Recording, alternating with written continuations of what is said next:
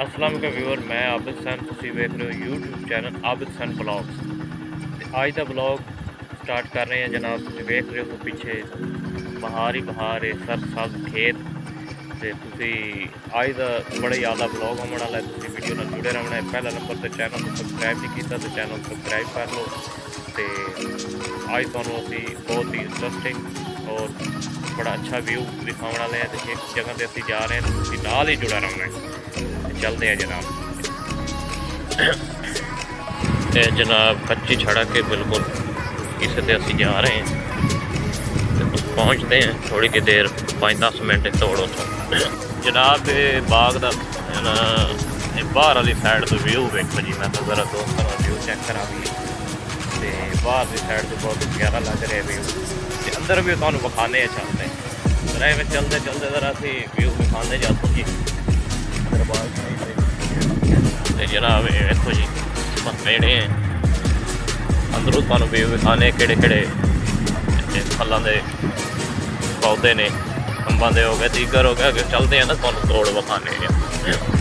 हाँ जी, ये जनाब फल दी मुट्टी तैयार हुई खड़ी है, कटाई हो गई बिल्कुल। तो हूँ पखोड़ इहदा ना जी अगले महीने पखोड़ निकलना शुरू हो गई थी। फिर ये पखोड़ तो बाद फल से लगती, वह भी तुहानूं असीं व्यू विखा दूँ अपने ब्लॉग। फिर तुसीं चैनल सबसक्राइब के नाल जुड़े रहना है। इंशाअल्लाह अगे भी तुहानूं विखाने। ये भी तुसीं वेख रहे हो सो बिल्कुल पत्ते गिरे खड़े जी। कुंबल है, कुंबल का दरख्त होंदा है सीधा सीधा। ये मुट्टी तैयार हो सी तो वाकई तुहानूं विखा दूँ। बड़ा खूबसूरत व्यू नज़र आती इत्थे। जिसले सरसब्ज़ दे पौधे निकलते हैं उत्तों मुड्डियां से। अगें भी तुहानूं विखाने बाग के अंदर असीं इंटर होंदे पे। ये जनाब अंबां दे बाग पहुँच चुके हैं, मैंगो। ये जनाब नाल ही ये पौधा है जनाब अपना जम्मू का जामन।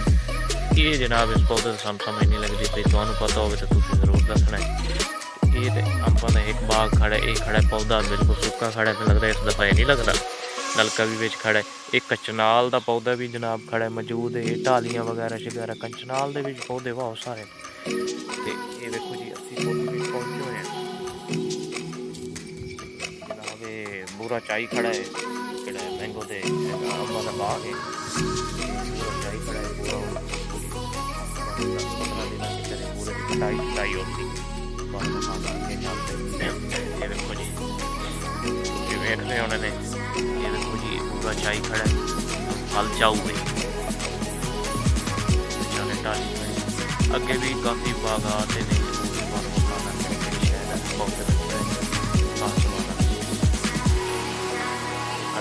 चलते हैं सड़क हो गए थे, कोई बारिश आई है, बारिश की वजह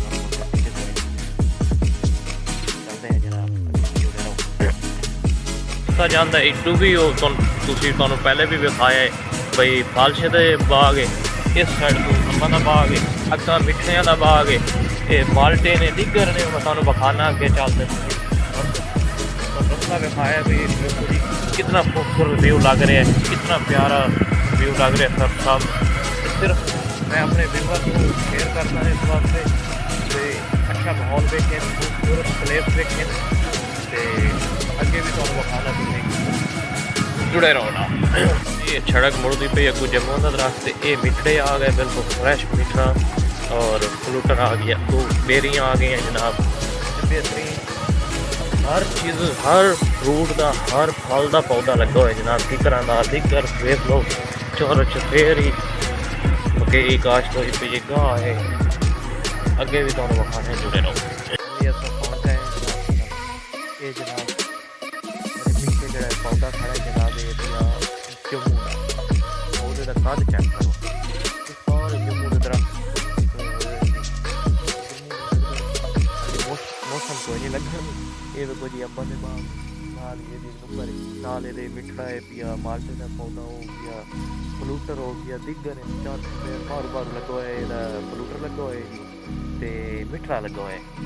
ते ये देखो जी ये कणक है जनाब, माशाअल्लाह माशाअल्लाह अल्हम्दुलिल्लाह। ये मकई है जी, मकई नूं पानी लगन वाला पहला।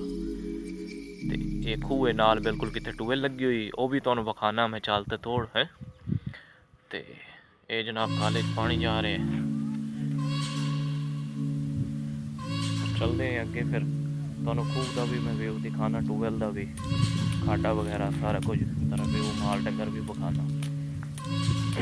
उम्मीद करते हैं ਤੁਹਾਨੂੰ अच्छी लगती आई दा, अच्छा लगती ब्लॉग, अच्छा लगे लाइक ज़रूर करना, सपोर्ट करनी सारी, ठीक है जी। चलते हैं जी अगे।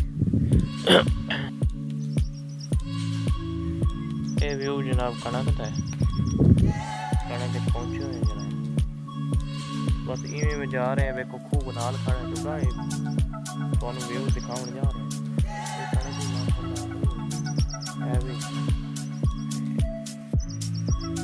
बाकी ये देखो जी फुल टाए दे फुल हैं जनाब, ये देखो थोड़ा ये व्यू द्वारा शेयर करिए ना अपने व्यूअर के नाल।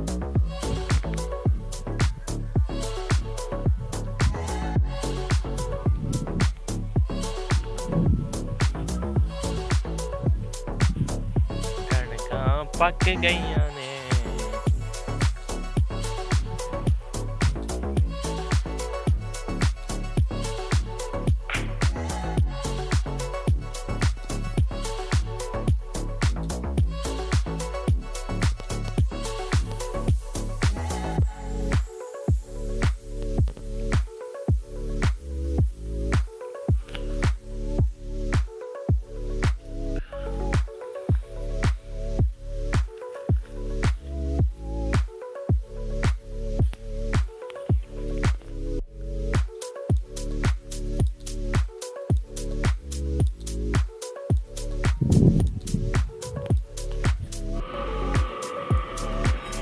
और सुना